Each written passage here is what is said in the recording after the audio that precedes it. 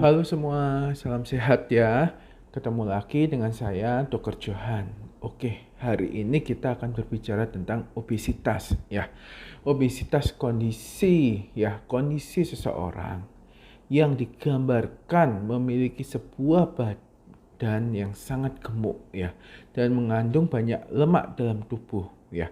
Baik lemak itu dari subkutis maupun visceral ya. Nah, kenapa kok bilang bahwa banyak lemak?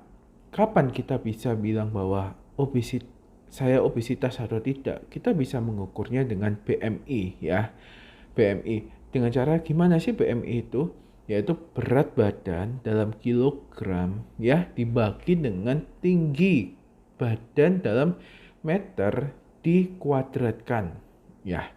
Nah, di sini kita bisa melihat ya bahwa kita masuk ke dalam golongan mana gitu. Misalnya hasil PMI kurang dari 18,5 itu masuk ke dalam underweight ya. Kalau 18,5 sampai 24,9 dia masuk ke dalam normal. Tetapi kalau 25 sampai 29,9 dia masuknya kemana? Overweight ya. Di sini kita sudah harus tanya ya, badan kita apakah sudah masih normal atau membutuhkan intervensi untuk menurunkan berat badan ya.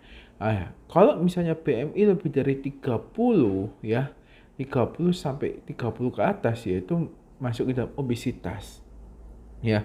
Tetapi kalau BMI sudah lebih dari 35 ya, ini sudah masuk ke dalam severe obesitas. Nah, kenapa kok saya pada hari ini mengambil topik masalah obesitas? Saya melihat nih, tahun 1980, belum lahir sih saya, cuma dari data di dunia medis yang saya ambil yaitu terdapat 250 juta orang ya yang terdata di situ sebagai penderita obesitas. Tetapi pada tahun 2008 ya di dunia yang terdata adalah 904 juta orang ya. Nah, di sini kita bisa lihat bahwa obesitas sendiri sebenarnya sebuah penyakit yang besar ya, sebuah permasalahan kesehatan yang besar. Karena apa? Dia jumlahnya bukan sedikit, bukan 1-2 orang atau 10 orang, 100 orang, tetapi dia bilangnya udah juta ya. Nah, di sini kita lihat bahwa kenapa sih?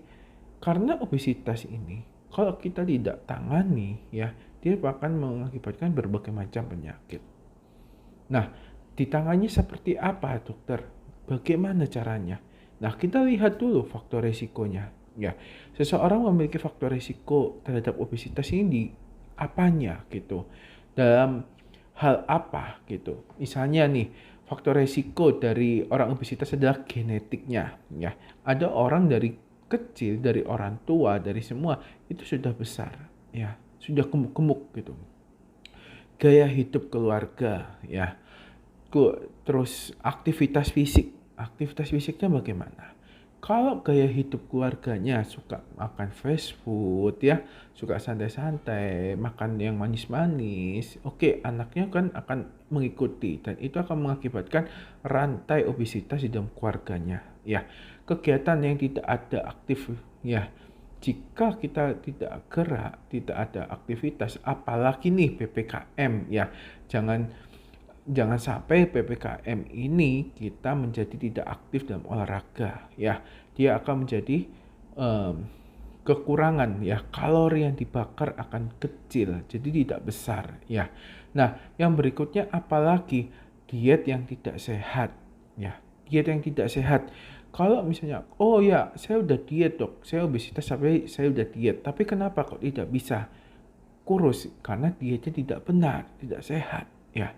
Masalah medis tertentu, ada beberapa ya penyakit ya, dia mengkonsumsi obat-obatan tertentu, dia akan mengakibatkan gemuk ya, dia akan mengakibatkan dia itu makin besar badannya karena ada metabolisme di dalam tubuh itu akan terganggu ya.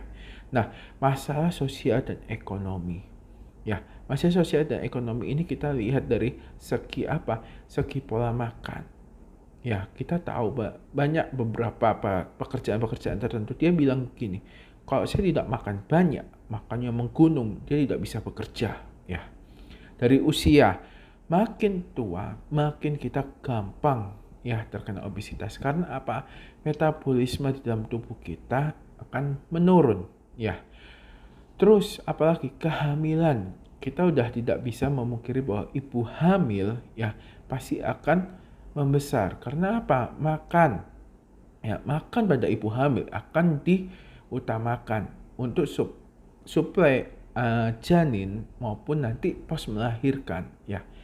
Kurang tidur. Nah, begadang itu akan mengakibatkan stres di dalam tubuh ya, kortisol akan meningkat. Akhirnya apa? Makin besar tubuh kita. Meskipun kita makannya sudah sedikit tapi akan tetap memicu namanya obesitas tersendiri.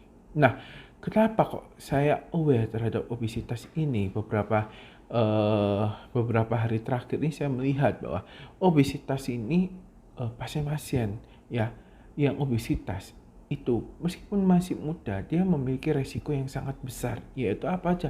Bisa stroke ya, bisa diabetes, penyakit jantung dari apa aja? Bisa miokard infark ya, gagal jantung ya, tapi juga bisa hipertensi ya. Hipertensi karena apa? Karena ada penyumbatan di pembuluh darah ya.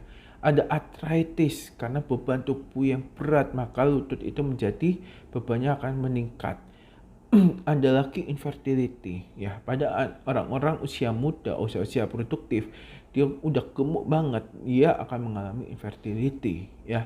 Back pain ini sangat mempengaruhi banyak sekali. Meskipun saya olahragawan dok, iya bisa back pain. Nah, berikutnya adalah cancer. Pola makan yang jelek akan mempengaruhi radikal bebas di dalam tubuh yang besar ya. Itu akan mengakibatkan resiko cancer akan meningkat. Nah, jangan lupa ya, obesitas pada saat pandemi kali ini ya akan meningkatkan komorbid terhadap terkenanya COVID ya 19 menjadi severe ya, menjadi buruk itu hingga 7 kali lipat ya, 7 kali lipat dari pasien biasa. Nah, dok, saya mau tanya nih, pengobatan obesitas itu bagaimana?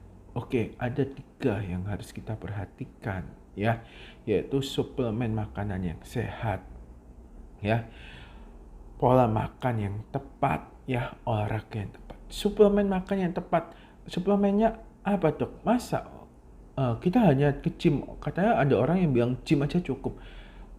Saya bilang bahwa orang yang nge-gym, dia yang bagus-bagus bodinya pasti memiliki suplemen. Kalau mereka bilang tidak pakai suplemen itu berbohong ya. Pola makan yang tepat, kita makan, kita diet. Kalau kita tidak tepat, maka rebound ya, istilahnya diet yoyo ya. Nah, olahraga yang tepat juga. Jangan sampai kita sudah susah-susah diet tapi olahraganya nggak tepat ya. Bisa nanti akhirnya dia udah obesitas banget, suruh olahraga kardio. Wah, itu sangat membebani jantung ya. Jadi carilah konsultan yang benar ya.